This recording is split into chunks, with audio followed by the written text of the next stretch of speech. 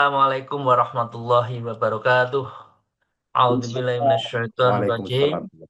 Bismillahirrahmanirrahim. Alhamdulillahilladzi hadana li hadza wa ma kunna linahtadiya laula an hadanallah.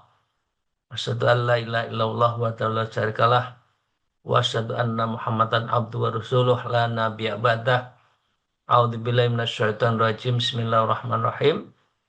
Ya ayyuhalladzina amanu taqullaha wabtahu ilahil wasilah wajahidu fi sabili alakum tuflihun amma ba'd. Para salikin jamaah andai tolan rahimakumullah, mari kita melanjutkan ngaji kitab Syi'rul Asrar. Terlebih dulu kita bersyukur kepada keharibaan ilahi Rabbi biqolina alhamdulillahirabbil alamin ala kulli halin wa nimatin, dan senantiasa bersolawat kepada junjungan kita Nabi Agung Nabi Muhammad Rasulullah Sallallahu Alaihi Wasallam biqaulina Allahumma sholli ala sayyidina Muhammad wa ala alihi washabihi. Bapak Ibu sekalian yang saya hormati,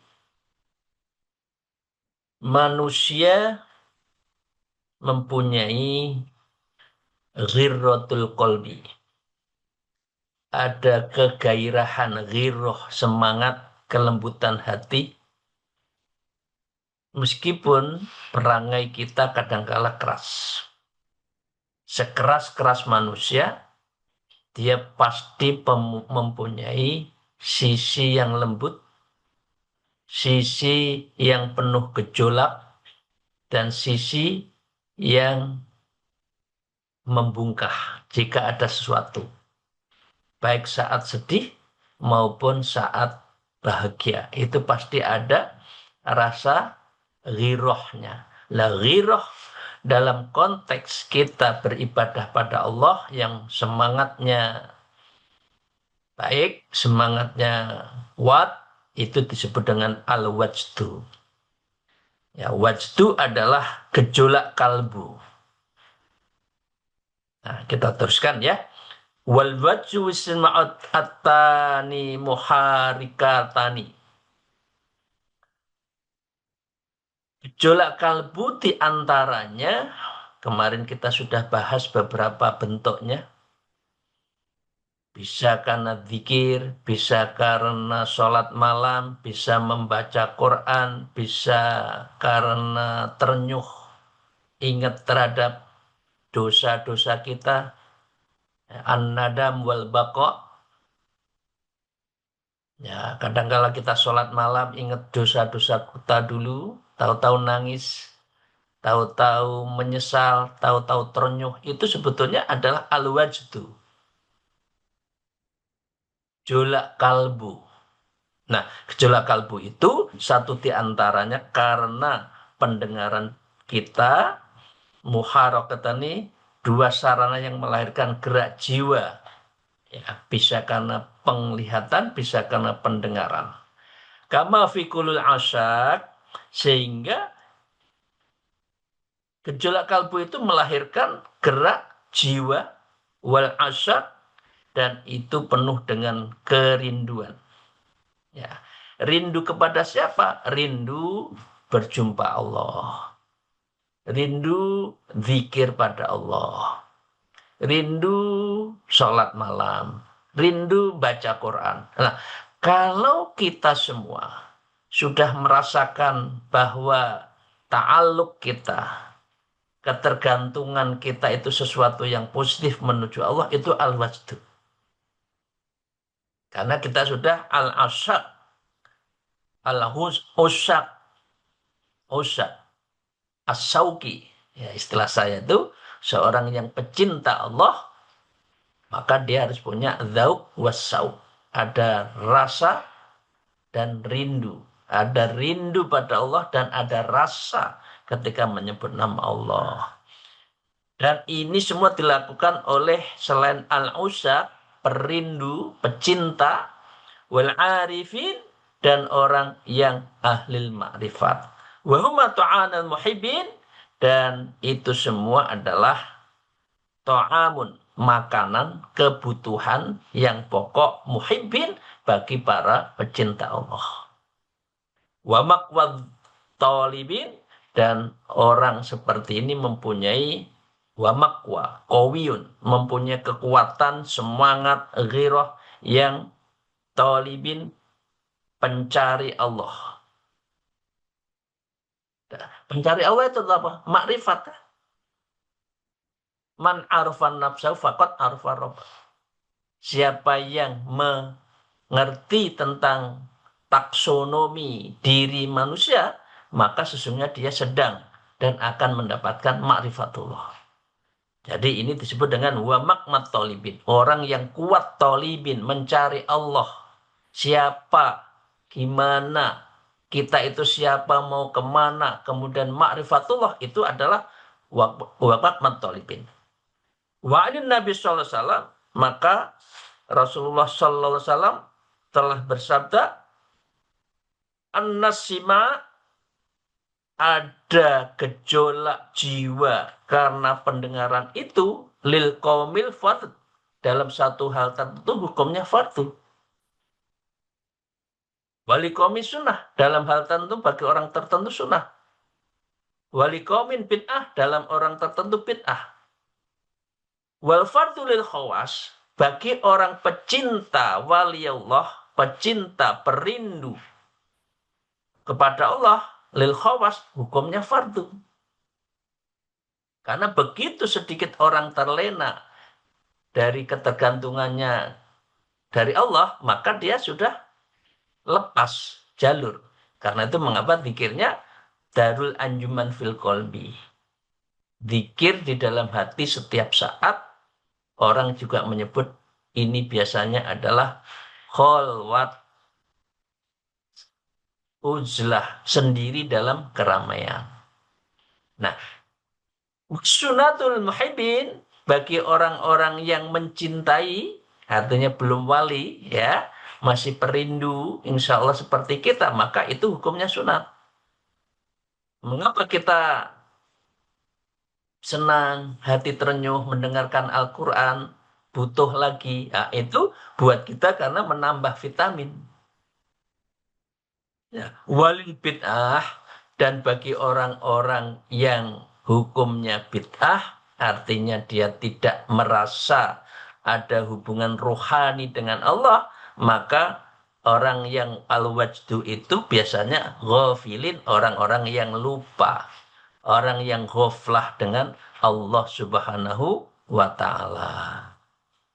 Wal wa qala Rasulullah sallam, Rasulullah sallallahu alaihi wasallam bersabda, malam yataharraka bisima, barang siapa tidak tergerak gejolak kalbunya karena mendengar Al-Quran, mendengar bacaan sholat yang enak itu, was'arihi, dan tidak terdengar dengan kosid-kosid, nasid-nasid yang indah, ya, warrabi, ya, kemudian dia juga tidak tergerak hatinya dalam hal musim sepi, semi, wa azhariha, dan semua itu bunganya indah, wal auda wa autarha, dan bunyi tetaluan yang di alam raya ini, maka dia kalau tidak punya itu, maka fahada fasidul mizah, maka orang seperti ini adalah rusak kepekaannya.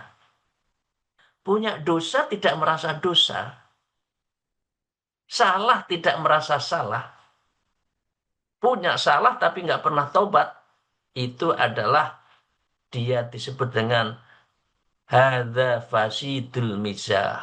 Hatinya setelah gelap, hatinya sudah rusak, hatinya tidak tergerak sama sekali, meskipun dia dalam keadaan dosa yang besar. Laisa lahu ilaj, dan dia tidak ada obatnya. Orang yang hatinya keras, qaswatul qulubnya itu tidak keras. Karena itu Bapak sekalian, cara menyembuhkan ini lutfil qalb, lembutkan hati dengan zikir. Dengan menyebut Allah setiap saat, hati kita akan lembut. Qaulan layyina, apa yang kita sampaikan menjadi ucapan-ucapan yang lembut, menenangkan, membahagiakan, dan itu bisa kita rasakan di dalam hati. Nah, Bapak Ibu sekalian, fahuwa nakidun anil himari wat tuyur, dan orang-orang seperti ini tidak ada bedanya dengan keledai dan burung. Keledai itu masuk di dalam lubang yang sama, terjerembab yang di sama. Nggak ada rasa salah. Watuyur seperti bunga, seperti burung-burung yang terbang sana-sana. Balaan kulil bahaim, bahkan kadang-kadang manusia kalau rusak hatinya gelap, itu adalah lebih jelek dari bahaim, dari binatang. Fa'inna jadzalika yatasatuna bin nagomati wal muzunati. Ya, sebab semua binatang tersebut masih dapat merespon irama melodi. Ya, kadang-kala ada kucing didengarin musik, itu kan banyak ya, bisa bisa manggut-manggut. Ada binatang lain ya, didengarin musik yang indah bisa bisa apa? Merunduk-runduk, bisa merasakan. Nah, manusia kalau sudah hatinya keras, nyebut nyebut nama Allah pun tidak ada impact. Nah, karena itu bal an kullil bahaim, kadang-kala manusia itu lebih jelek dari binatang. Walidzalika kanat tuyur natwafu ala ra'sid Dawud. Ada satu cerita, burung-burung itu bisa merasakan keindahan suaranya yang merdu dari Nabi Daud alaihissalam. Li'ismita'i soitihi, untuk mendengarkan Nabi Daud bersenandung. Ya, kama qala Rasulullah SAW, sebagaimana yang Rasulullah Sallallahu Alaihi Wasallam sabdakan, malla wajda lahu lahadina lahu, siapa orang yang tidak ada gejolak jiwa, tidak ada semangat jiwa, tidak ada membungkahnya hati ini untuk menuju Allah, ya, malla wajda lahu lahadina lahu, maka nggak ada orang beragama. Orang seperti itu sama dengan tidak beragama lah. Beragama dan tidak beragama sama saja kok. Disebut nama Allah, tidak hatinya terenyuh, tidak ingin selalu membaca Quran, tidak ingin melakukan zikir, maka itu oleh Rasulullah disebutkan malla wajda lahu la dina lahu. Maka orang seperti ini sesungguhnya agamanya kosong, hatinya kosong, hatinya tidak mempunyai terenyuh, mempunyai rindu, sauk, dan zauk rasa pada Allah Subhanahu wa taala. Kita lanjutin. Wa qala al-mu'allif fi hadzal kitab wa nabima bi ulmi biha darain amin ya rabbal alamin. Wal wajhu ala asarati ujub. Gejolak kalbi itu ada 10 macam. Banyak. Nangis, terenyuh, rindu, kangen kepada Allah. Ba'duha jalyun wa yadharu atharu fil harokat. Sebagian lagi pengaruhnya tidak terlihat di dalam gerak tubuh. Ya.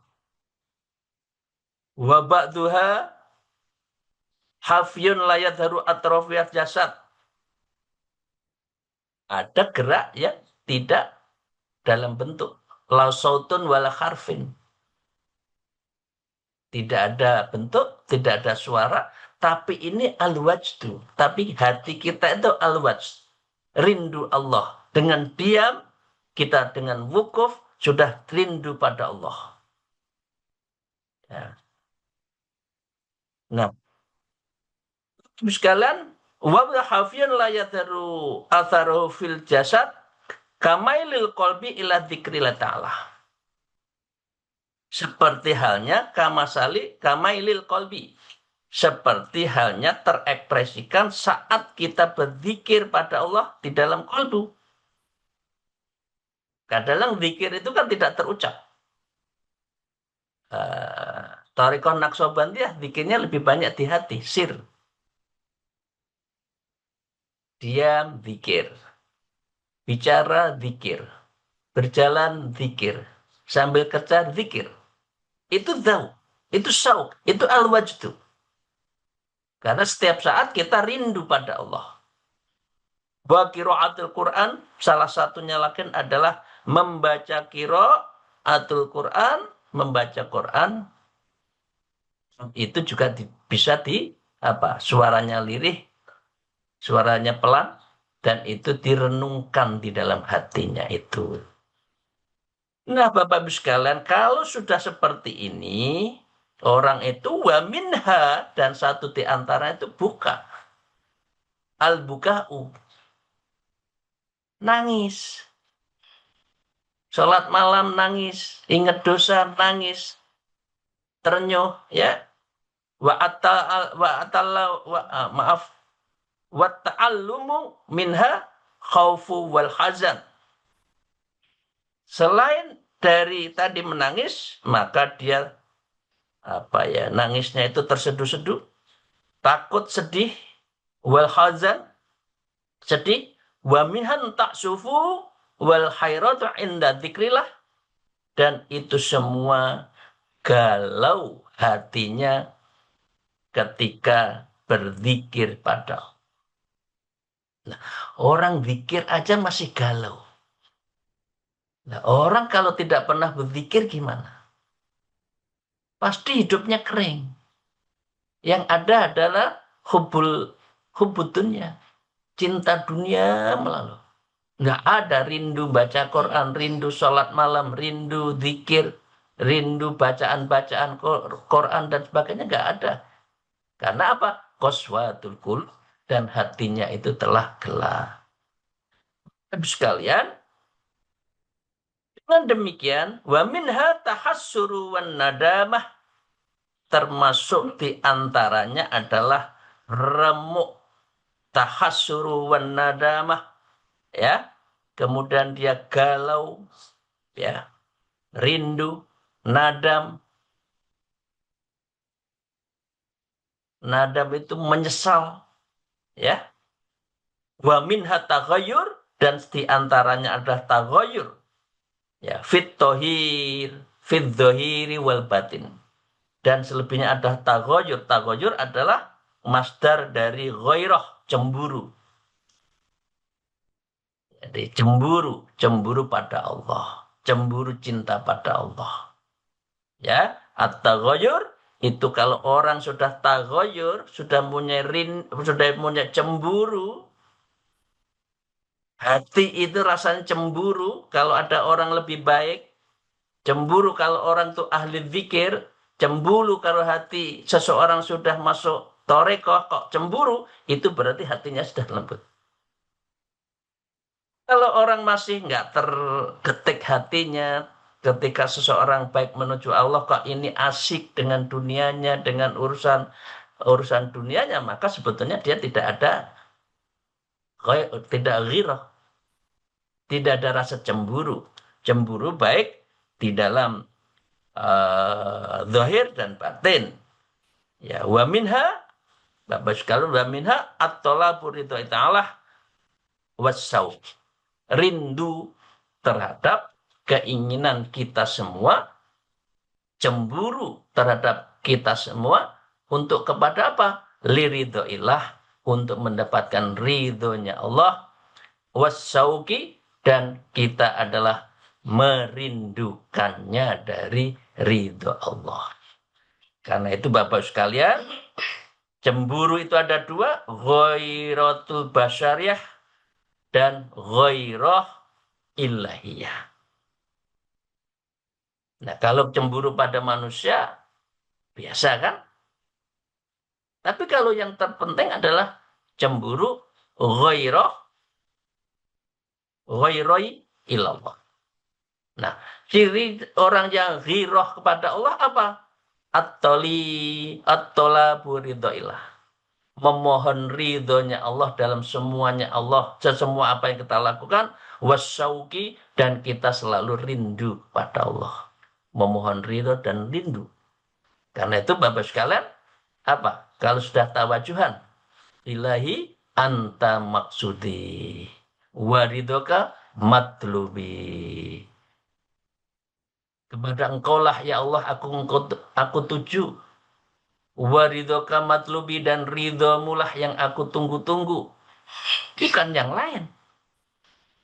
Jadi kalau ada orang sudah dua itu, ridho wasau, itu sebetulnya al-wajdu. Itu jadbah. Seperti yang kita lakukan kemarin. Seperti yang kita bahas kemarin. Wa minha khararatu wal maradu wal arok.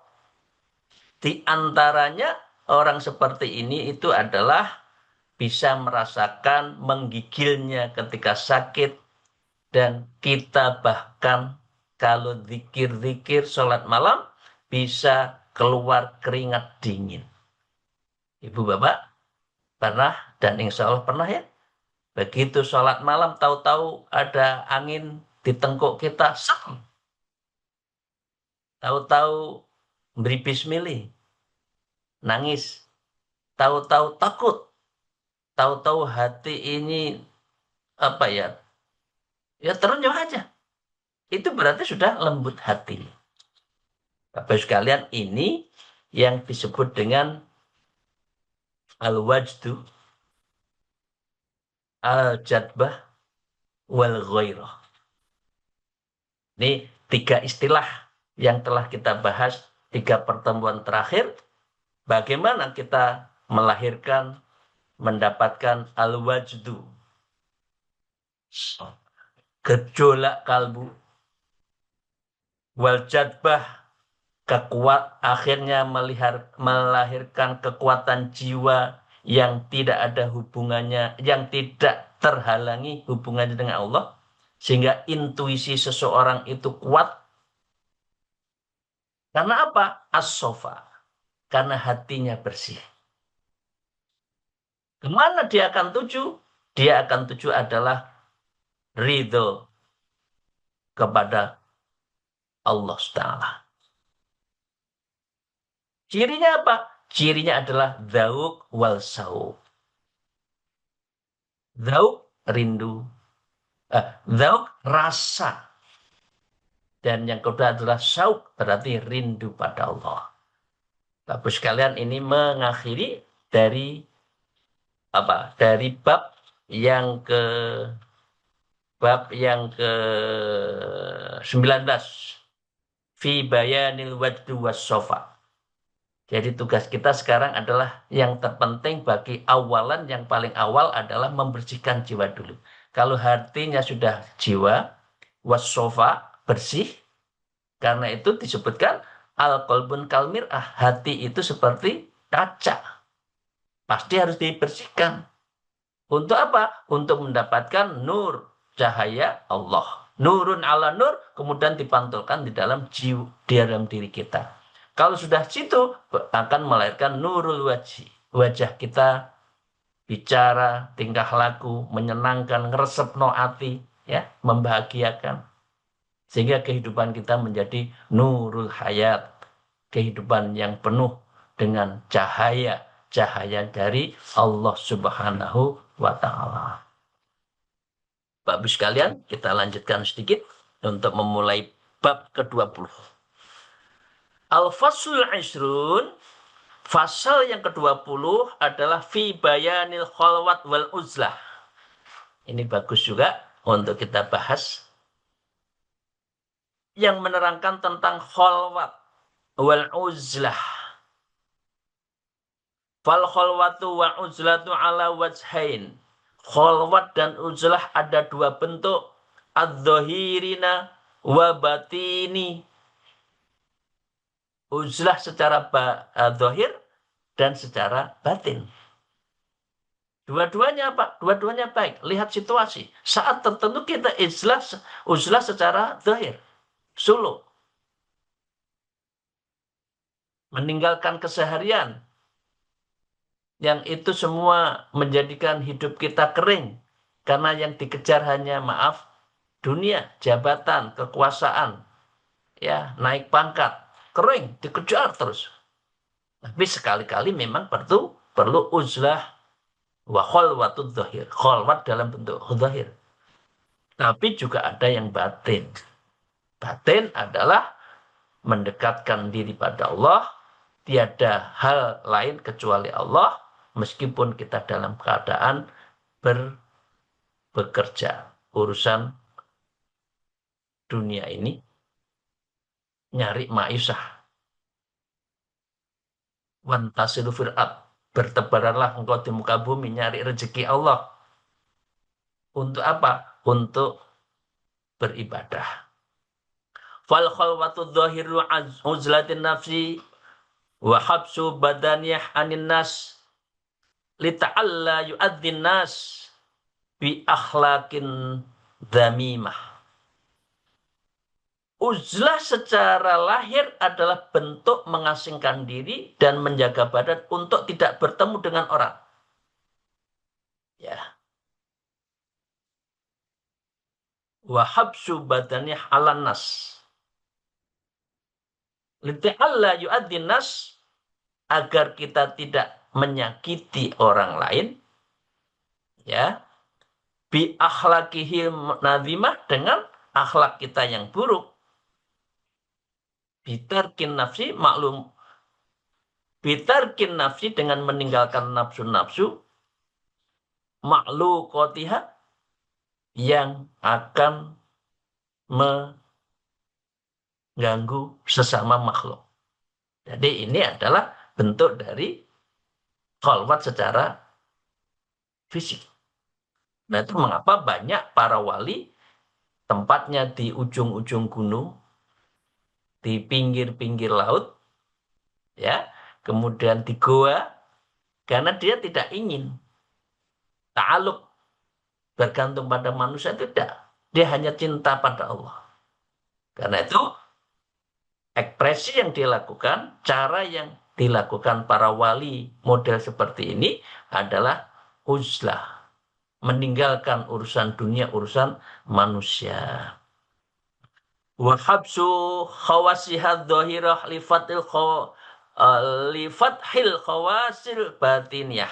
Lalu menjaga panca indranya, ya, untuk membuka kepekaan batinnya dengan, ya, ikhlas, biniyatil ikhlas, dengan niat yang ikhlas, wal mauti bil iradah, dan dia adalah mematikan kehendaknya. Ya, jadi kematian, dia mati. Dia tidak ada. Manusia tidak, yang ada Allah. Mau makan, mau tidak makan diberikan oleh Allah, karena sudah dia matikan apa? Kehendak nafsiyahnya, nafsunya, dan itu semua hanya ditujukan pada Allah Subhanahu wa taala. Wal mauti bil iradah, dia matikan dirinya, yang ada apa yang dikehendak oleh. Jadi orang ini nggak punya hasrat lagi, tidak punya ingin lagi, inginnya ketemu Allah. Tidak punya keinginan, tidak, dalam diamnya itu dia tidak punya apa. Dia tidak akan pernah mendului kehendak Allah, tidak pernah meminta dalam arti yang tidak dikehendaki oleh Allah. Ya.